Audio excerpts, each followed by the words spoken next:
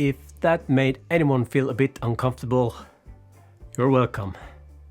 If not, I'm sorry.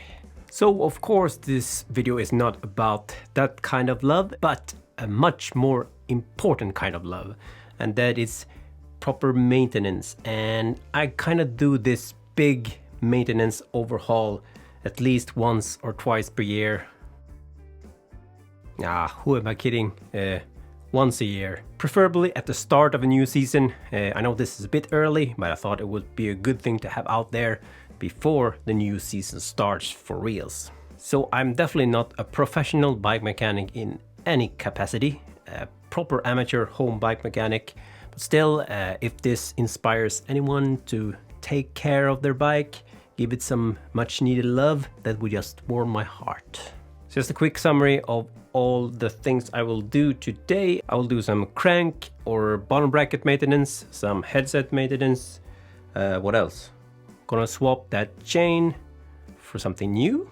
Do a super quick and easy bleeding of the brakes. And I will also do my first ever maintenance of the clutch in the rear mech. At the end, I will also talk about a few other things that you can do to your bike to make it feel mint, almost like new for that new season. So let's get into it. So before I get the bike up in the work stand, I'm just going to remove the chain and the crank. As it was pointed out to me in one of my other videos, putting that amount of torque while the frame is resting on the bottom bracket shell might not be the best idea. Removing that crank bolt with the wheels on the floor is easier either way, but I think it's a good thing to point out. With the cranks off and the bike on the stand, I could remove the bearing covers, clean up any old grease in and around the bottom brackets. I tried to avoid spraying any degreaser directly onto the bearings. I did, however, spray some on the paper towel that I then used to clean the outer surface of the bearings. I tried to avoid getting too much degreaser on the bearing seals themselves, just to be safe. Although I have yet to have any seals get damaged this way, but you can never be too careful. Luckily for me, the bearings didn't show any sign of wear or indication that they would need to be swapped out, so it was just a case of cleaning up all the covers, the shims, the crank parts from the old grease and grime. I also took the opportunity to remove the preload collar and give it some proper love all the way down to the root.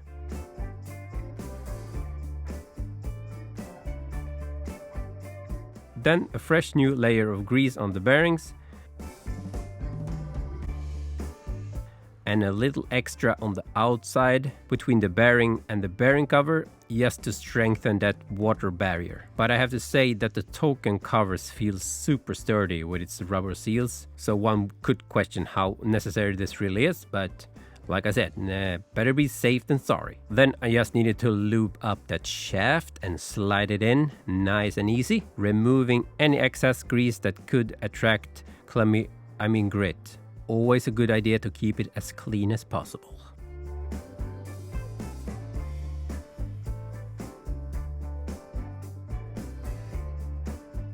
Again, as when I was losing the crank bolt, I will put it back on with the wheels on the floor and use my torque wrench to the spec 50 Newton meters in this case. Then I just tighten up the preload collar and the crank is done. Smooth. Next, it was time to check the rear mech, or the only mech, since I'm only running one by. Quick check on the pulleys to make sure nothing feels strange or unsmooth. No issues there either. They are pretty simple to take apart and clean if needed, but this time I decided it was unnecessary. What I really wanted to check though was the clutch on this XT rear mech. And while it was not a huge need of an overhaul or deep maintenance, it wasn't totally 100% smooth when the clutch was engaged, so I thought it would be a good opportunity to take it apart and learn something new.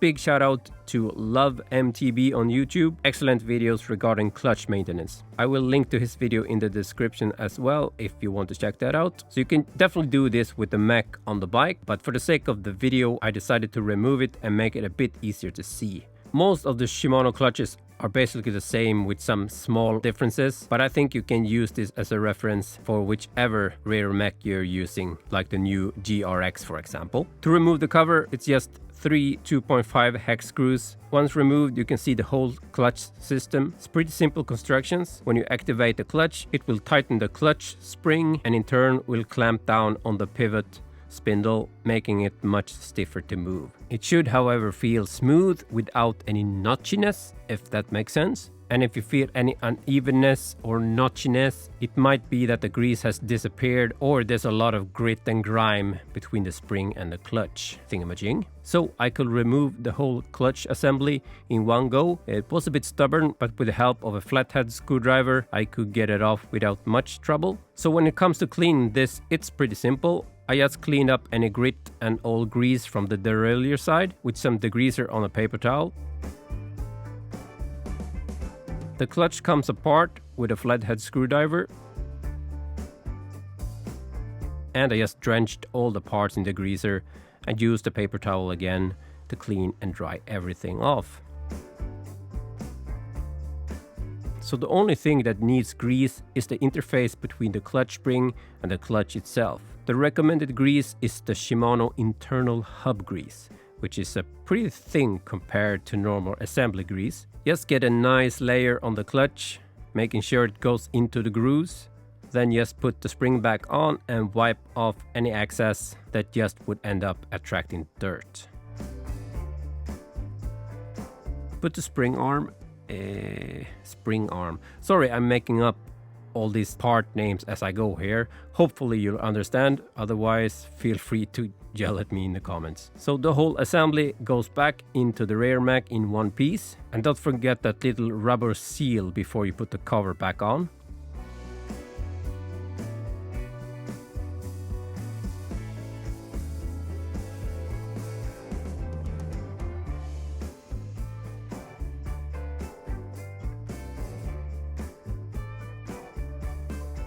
So that was much easier than I thought it would be. Stiff and smooth at the same time. Perfect. With the derailleur back on the bike, I shifted my attention to the front of the bike and the headset. Just as with the bottom bracket, I just wanted to clean out any old grease that by now should be pretty nasty. I think I've only given the headset a proper clean once since I built up this bike, so it was definitely time. I try to do it at least twice a year, just to keep an eye on those bearings. It's not as critical as the bottom bracket bearings, for example, since these won't really spin that much, but better be safe than sorry. I think that's the motto of this video. So apart from the nasty old grease, the upper bearing was still spinning smooth, so no deep cleaning necessary there. The lower bearing had, like you can see, accumulated quite a bit of gunk. Luckily, even this bearing was still spinning without any roughness, so it was just a question of cleaning everything off. Since I decided not to repack the bearing this time, I will try to avoid drenching the whole bearing in degreaser. If the bearing would have felt rough, I would have removed the seals and basically put the bearings through a proper shower. I've done a video of deep bearing clean and repacking before, and I will link that in the description, so check that out if you're interested. Once everything was nice and cleaned, it was time to put a fresh layer of grease in the bearing seat, in the head tube, as well as the fork crown race.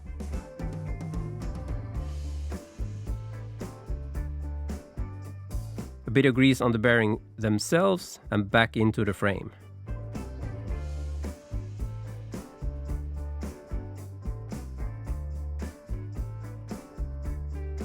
The bearing wedge goes on the top bearing and then the headset cover. After that, I tried to clean off any excess grease that could attract a bunch of dirt in the future. I also made sure the stereo tube was free from grease. No need to make it easier for that low torque of the extra light stem to slip.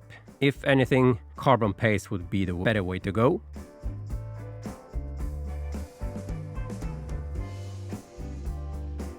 Then it's time for a little bleed of the brakes. Now this is way easier than you might think. As long as you have the Shimano bleed kit with a funnel and a short section of rubber tubing that's usually included in the bleed kit, That's all you need. No syringes and stuff like that, at least if you don't run into any major problems. So off with the brake pads. It's a good opportunity to check if there are still life in them or if they would need to be replaced.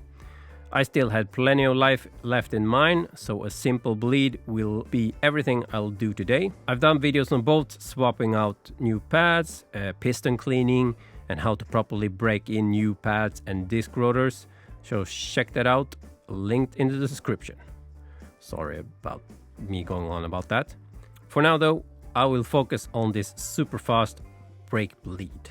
So with the bleed block in the caliper and the bleed funnel in place at the top of the lever, I just poured a bit of fresh brake fluid into the funnel, removed the stopper and gave the lever a few squeezes. Just this simple thing will remove any air that's probably have crept up into the lever, and just that might improve the lever feel a lot. I did go one step further though and connected that rubber tube to the bleed nipple on the caliper. You could attach a little rubber bag to the end if you think you would need to replace a lot of fluid.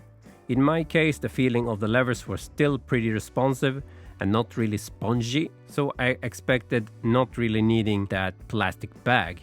So what I'm doing here is, as I'm squeezing the brake lever, I will quickly open the bleed nut, pressing out brake fluid into the tube. As soon as the lever bottoms out against the handlebars, I quickly close the nut and pump the lever a few times until I feel the pressure building up again. I repeated this process 3 times, and that was enough to make the brake feel nice and stiff. And that's pretty much it.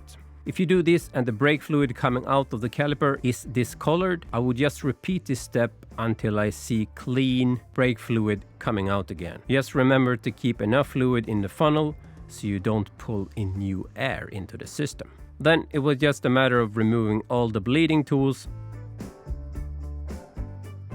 Carefully put the bleed port screw back on before wiping any excess brake fluid, and careful not to over tighten this bolt as it's super easy to strip. Quick clean and the bleeding is done. So before I put back the brake pads and the chain, I removed all the screws, bottle cages from the frame. I also peeled any protective tape that I had left on the frame from all the bike packing bags. I went over the bike with a lot of baby wipes and removed any adhesive residue, dirt and leftover grease stains I probably got on the frame during this whole process. After I was happy with that, I finished it off with a coat of Turtle Wax Wax and Dry spray. It's super simple way to make your frame get that little extra sparkle.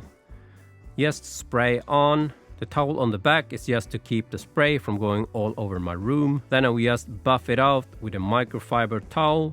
Dead simple, very cheap, smells delicious, and you can find this pretty much everywhere.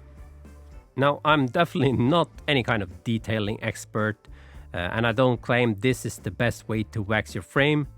This is just a convenient and time-saving method I use as I'm washing my bike so often anyway. If you want that showroom sparkle, there's definitely a lot more expensive and more time-consuming products out there. If you have more experience about this, definitely leave some tips in the comments if you want to. Always appreciated. I almost forgot, from this point on, I will try out a new chain from PYC. The SP1101 11-speed chain. This is probably not a very well-known brand in the mainstream cycling community, but if you're a weight weenie, you probably heard of them before. Not only is it 10 grams lighter than the KMC X11 SL chain, even with factory grease on, and that would make it well over 20 grams lighter than the Dura-Ace chain. It's also a lot cheaper. I picked this up on eBay for only $32. High hopes for this one. This also marks the time when I move over to a wax-based chain lube. I decided to go with smooth in the end.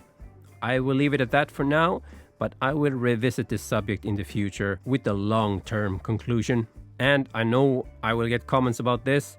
I will not do the whole wax bath thing for the chain, at least for now, for various reasons. Never say never, but first I will see how this smooth works out long term. So that was nothing really advanced or anything. I pretty much think that everyone can do this kind of maintenance on their bikes.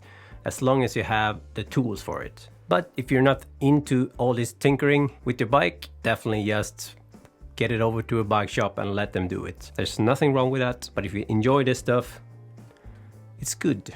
You learn a lot about your bike. So one thing I didn't include in this video is the free hub maintenance. And I've done a video about that, especially if you have a DT Swiss free hub body with a ratchet system. You can check out that video as well, link down there or up here maybe. One thing I didn't do in that video though is a pretty nice tip. Let me see here. So in that video, I removed the cassette, but that actually is unnecessary. You can actually have the cassette on and remove everything like this.